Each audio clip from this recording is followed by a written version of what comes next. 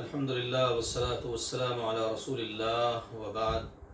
قربانی کے مسائل کے ضمن میں آج ہم انتہائی اہمیت کا حامل مسئلہ بیان کرنے جا رہے ہیں، اور وہ مسئلہ ہے میت کو قربانی میں شریک کرنا، یعنی میت کی طرف سے قربانی کرنا اور مستقل طور پر اس کی طرف سے قربانی کرنا۔ اس کے بارے میں اگرچہ اہل علم کی دو آراء ہیں۔ بعض کہتے ہیں میت کی طرف سے قربانی نہیں ہوتی، دیگر بعض اہل علم فرماتے ہیں کہ میت کی طرف سے قربانی کرنا جائز اور ثابت ہے۔ دلائل کی روشنی میں ہمارا موقف یہ ہے کہ میت کی طرف سے قربانی کی جا سکتی ہے، میت کو قربانی میں شریک بھی کیا جا سکتا ہے۔ آپ نے قربانی کرنی ہے، قربانی کے لیے جانور خریدا ہے، آپ اپنی طرف سے قربانی کر رہے ہیں، تو آپ اپنے فوت شدگان کی طرف سے بھی قربانی کر سکتے ہیں، ان کو بھی ساتھ اس قربانی میں شریک کر سکتے ہیں، ان کی طرف سے الگ سے جانور لے کر اس کو بھی ان کی طرف سے یعنی فوت شدگان کی طرف سے قربانی کر سکتے ہیں۔ دلیل کیا ہے؟ امام مسلم رحمہ اللہ تعالی نے اپنی صحیح مسلم میں سیدہ عائشہ رضی اللہ تعالی عنہا سے روایت کیا ہے، فرماتی ہیں ان رسول اللہ صلی اللہ علیہ وسلم امر بکبش اقرن یطأ فی سواد۔ رسول اللہ صلی اللہ علیہ وآلہ وسلم نے ایک مینڈا سینگوں والا لانے کا حکم دیا، جس کے ہاتھ بھی سیاہ تھے، یطأ فی سواد، ہاتھ بھی سیاہ تھے، ویبرک فی سواد وینظر فی سواد، اس کے پاؤں، پیٹ اور آنکھیں سب سیاہ تھی، یعنی ایسا خوبصورت جانور، ٹانگیں بھی سیاہ ہیں، پیٹ پر بھی سیاہی ہے، آنکھوں پر بھی سیاہی، تو ایسا سینگوں والا مینڈا لانے کا آپ نے حکم دیا۔ فأتی بہ، چنانچہ آپ کے حکم پر اس کو لایا گیا، لیضحی بہ، تاکہ آپ اس کی قربانی کریں۔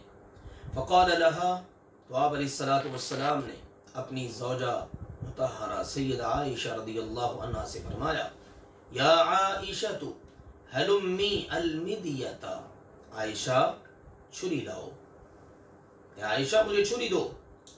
ثم قال، پھر فرمایا، اشہدیہا بحجر، اس کو پتھر پر تیز کرو، اس کو تیز کرو پتھر کے ذریعے، پتھر پر رگڑ کر اس کو تیز کرو۔ ففعلت، چنانچہ امی جان سیدہ عائشہ رضی اللہ تعالی عنہ نے ایسا ہی کیا۔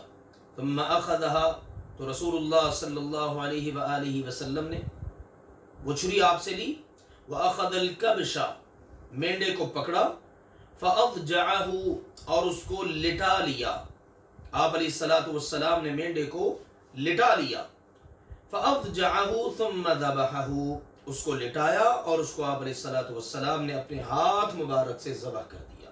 ثم قال، ذبح کرنے کے لیے آپ علیہ الصلوۃ والسلام نے جب اس کو لٹایا تو اس وقت آپ نے پڑھا، بسم اللہ اللہم تقبل من محمد وآل محمد ومن امت محمد صلی اللہ علیہ وسلم، اللہ کا نام لے کر ذبح کرتا ہوں، اے اللہ اس قربانی کو محمد صلی اللہ علیہ وسلم کی طرف سے، آل محمد صلی اللہ علیہ وسلم کی طرف سے اور امت محمد صلی اللہ علیہ وسلم کی طرف سے قبول فرما۔ ثم ضحى بہ، پھر آپ علیہ الصلوۃ والسلام نے اس کو ذبح کر دیا، اس کی قربانی کر دی۔ اس سے اہل علم نے یہ خوبصورت نکتہ بیان کیا ہے، ذکر کیا ہے، فرماتے ہیں نبی اکرم صلی اللہ علیہ وسلم نے یہ قربانی مدینہ طیبہ میں کی، اور اس سے بیشتر آپ کی آل اور امت میں سے بہت سے لوگ وفات پا چکے تھے، چنانچہ آپ صلی اللہ علیہ وسلم نے ان سب کو اس قربانی میں شامل کر لیا۔ مسند ابی یعلا کے اندر امام ابو یعلا رحمہ اللہ تعالی نے حسن درجے کی سند کے ساتھ سیدنا جابر رضی اللہ تعالی عنہ سے روایت نقل کی ہے کہ ان رسول اللہ صلی اللہ علیہ وسلم اوتی بکبشین اقرنین املحین عظیمین موجوعین، کہ رسول اللہ صلی اللہ علیہ وسلم کے پاس دو سینگوں والے چت کبرے یعنی بڑے بڑے اور خسی مینڈے لائے گئے، بڑے بڑے سینگوں والے تھے اور جناب خوب موٹے تازے بڑے بہترین قسم کے 2 مینڈے لائے گئے. فَأَضْجَعَ أَحَدَهُمَا، تو رسول اللہ صلی اللہ علیہ وآلہ وسلم نے ان دونوں میں سے ایک کو ذبح کرنے کے لیے لٹا لیا. وقال، اور فرمایا، بسم اللہ واللہ اکبر عن محمد وامته من شہد لک بالتوحید وشہد لی بالبلاغ. اللہ کا نام لے کر ذبح کرتا ہوں اور اللہ ہی سب سے بڑا ہے. یہ قربانی محمد صلی اللہ علیہ وسلم کی طرف سے اور آپ کی امت میں سے ہر اس شخص کی طرف سے جو اللہ تیری توحید کی گواہی دے اور میرے متعلق گواہی دے کہ میں نے تیرا پیغام لوگوں تک پہنچا دیا ہے. غور کیجئے اس حدیث مبارک سے کیا معلوم ہوا؟ کیا نبی اکرم صلی اللہ علیہ وسلم کی امت کے وہ تمام افراد اس وقت زندہ اور موجود تھے کہ جب آپ نے قربانی کی؟ یقیناً نہیں. تو یقیناً رسول اللہ صلی اللہ علیہ وسلم نے اپنی تمام امت کی طرف سے جو موجود نہیں، سب کی طرف سے آپ نے قربانی کر دی. اور یہ اس بات کی واضح دلیل ہے کہ رسول اللہ صلی اللہ علیہ وسلم نے اس قربانی میں امت کے تمام افراد کو شریک کیا جو پہلے وفات پا چکے یا بعد میں دنیا میں آئیں گے. تو یہ رسول اللہ صلی اللہ علیہ وسلم نے اپنے عمل مبارک سے اس بات کو ثابت کر دیا ہے. اگرچہ بعض اہل علم فرماتے ہیں یہ آپ کا خاصہ تھا، لیکن آپ علیہ الصلوۃ والسلام کے اس خاصہ ہونے کی کوئی الگ سے دلیل ثابت نہیں ہے. اب ایک بات یہ بھی مد نظر رہے، کیا میت کی طرف سے مستقل قربانی کی جا سکتی ہے؟ جی بالکل. بعض اہل علم فرماتے ہیں فوت شدہ شخص کی طرف سے مستقل قربانی کرنا بھی درست ہے. یہ تو وہ دلائل میں نے بھی ذکر کیے نا جن میں اپنی قربانی کے اندر فوت شدگان کو بھی آپ شریک کر لیتے ہیں. اب ذرا سنیے، الگ سے مستقل طور پر آپ فوت شدہ کی طرف سے ایک قربانی کا جانور لیتے ہیں اور وہ صرف انہی کے نام کا آپ ذبح کرتے ہیں، یہ بھی جائز ہے. امام احمد، امام ابو داود، امام ترمذی اور امام حاکم رحمہم اللہ اجمعین، ان تمام محدثین نے اپنی اپنی کتب احادیث کے اندر اس حدیث کو ذکر کیا ہے. سیدنا حنش رضی اللہ تعالیٰ عنہ سے روایت ہے، انہوں نے بیان کیا کہ ضحى علی رضی اللہ تعالی عنہ بکبشین، سیدنا علی رضی اللہ تعالی عنہ نے 2 مینڈوں کی قربانی کی. سیدنا علی رضی اللہ تعالی عنہ نے 2 مینڈے قربانی میں کیے. کبشن عن النبی صلی اللہ علیہ وسلم، ایک مینڈا نبی کریم صلی اللہ علیہ وسلم کی طرف سے، وکبشن عن نفسه، اور ایک مینڈا اپنی طرف سے. وقال، اور فرمایا، امرنی رسول اللہ صلی اللہ علیہ وسلم ان اضحی عنہ فانا اضحی ابدا. مجھے رسول اللہ صلی اللہ علیہ وسلم نے حکم دیا تھا کہ علی میری طرف سے قربانی کرنا، لہٰذا میں ہمیشہ آپ کی طرف سے قربانی کرتا ہوں. تو یہ اس بات کی دلیل ہے سیدنا علی رضی اللہ تعالی عنہ رسول اللہ صلی اللہ علیہ وسلم کی طرف سے آپ کے دنیا سے تشریف لے جانے کے بعد قربانی کیا کرتے تھے. اسی لیے امام طیبی رحمہ اللہ تعالی فرماتے ہیں هذا دلیل على انه لو ضحى عمات جاز. یہ اس بات کی دلیل ہے کہ اگر کوئی شخص میت کی طرف سے مستقل طور پر الگ سے جانور لے کر قربانی کرتا تو یہ جائز ہے. شیخ الاسلام امام ابن تیمیہ رحمہ اللہ تعالی نے اپنے مایہ ناز فتاوی، مجموع الفتاوی کے نام سے معروف و مشہور ہے، اس میں ذکر کیا ہے.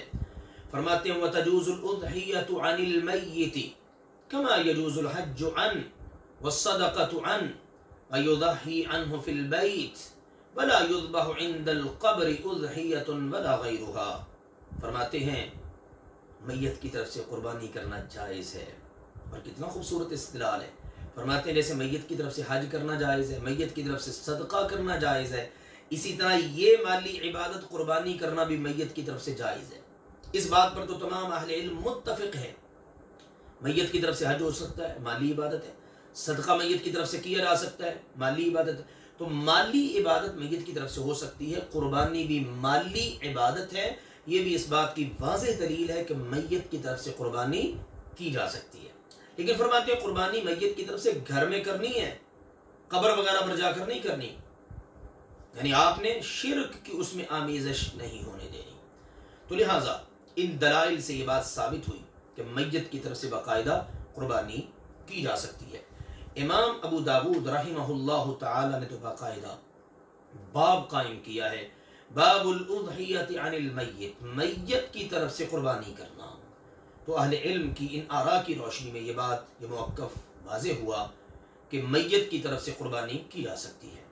اب یاد رہے، جس میت کی طرف سے آپ نے قربانی کی، آپ نے اس کو اگر اپنے ساتھ قربانی میں شریک کر لیا، یعنی زندہ لوگوں کی طرف سے بھی قربانی ہے، میت کی طرف سے بھی، مثال کے طور پر میں قربانی کر رہا ہوں اور ساتھ میں اپنے فوت شدہ والدین کو شامل کر لیتا ہوں، قربانی میری طرف سے بھی ہے، میرے فوت شدہ والدین کی طرف سے بھی، تو اب اس کا حل کیا ہے؟ اس کا گوشت ہم نے کھانا ہے، مسکینوں میں بھی تقسیم کرنا ہے، یعنی اب اس کا گوشت تقسیم کرنے میں رخصت ہے، ہم خود بھی کھائیں، مسکینوں کو، مستحق لوگوں کو بھی کھلائیں، خود بھی کھائیں، مستحق لوگوں کو بھی کھلائیں۔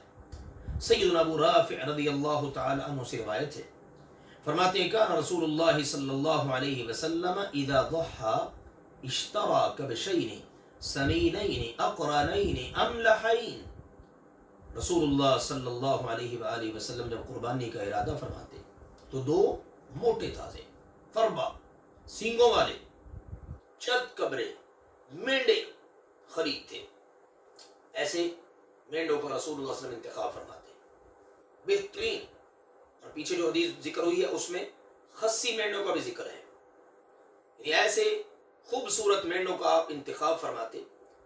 پھر فَإِذَا صَلَّى وَخَطَبَ أُتِيَ بِأَحَدِهِمَا، جب آپ نماز پڑھ لیتے، خطبہ ارشاد فرما لیتے، تو پھر آپ کی خدمت میں ان میں سے ایک کو پیش کیا گیا، وَهُوَ فِي مُصَلَّى، اور آپ عیدگاہ میں ہی تھے، فَذَبَحَهُ، تو رسول اللہ صلی اللہ علیہ وسلم نے اس کو ذبح کر دیا، ثم قال، پھر فرمایا اللہم هذا عن امتی جمیعا من شہد لک بالتوحید وشہد لی بالبلاغ، اے اللہ یہ میری امت میں سے تمام ان لوگوں کی طرف سے ہے تو تیری توحید کی گواہی دے اور میرے متعلق گواہی دے کہ میں نے تیرا پیغام لوگوں تک پہنچا دیا ہے۔ ثم یؤتی بالآخر، یہ ایک ذبح ہو گیا، اب دوسرے کو لایا جاتا، فیذبحہ، اور آپ اسے ذبح کرتے، ثم قال، تو فرماتے اللہم هذا عن محمد وآل محمد، اے اللہ یہ محمد صلی اللہ علیہ وسلم کی طرف سے اور آل محمد صلی اللہ علیہ وسلم کی طرف سے ہے، فیطعمها جمیعا المساکین، اور وہ سارے کا سارا مسکینوں کو کھلا دیا جاتا، یعنی جس کو خالص آپ نے کیا ہے اس میت کی طرف سے، جس کی طرف سے آپ قربانی کرنا چاہتے ہیں وہ صرف اس کی طرف سے ہے، تو آپ نے وہ سارے کا سارا مسکینوں کو کھلا دینا ہے، اور اگر آپ نے اپنے آپ کو بھی شامل کر لیا ہے اور فوت شدگان کو بھی، تو اس کو آپ نے خود بھی کھانا ہے، مسکینوں کو بھی کھلانا ہے، اس لیے فرماتے ہیں وَيَأْكُلُهُ وَأَهْلُهُ مِنْهُمَا، اور رسول اللہ صلی اللہ علیہ وسلم خود بھی کھاتے اور ان دونوں میں سے اپنے گھر والوں کو بھی کھلاتے، کہ اب دونوں شامل ہو گئے نا، اب دو قربانیاں اکٹھی ہو گئی ہیں، فوت شدہ کی طرف سے بھی اور اپنی طرف سے بھی۔ تو اب اس قسم کا معاملہ ہو کہ آپ نے میت کو اپنے ساتھ شریک کر لیا ہے، تو آپ اس قربانی کے گوشت کو خود بھی کھا سکتے ہیں، گھر والوں کو بھی کھلا سکتے ہیں، مسکینوں میں تقسیم بھی کر سکتے ہیں، لیکن جس قربانی کو آپ نے خاص کر دیا میت کے لیے، اب اس کے لیے مسئلہ یہ ہے، بہتر یہ ہے کہ آپ اس کا گوشت سارے کا سارا وہ مسکینوں کے اندر تقسیم کر دیں۔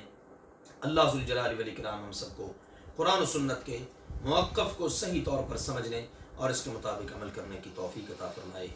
آخر دعوانا ان الحمد للہ رب العالمین۔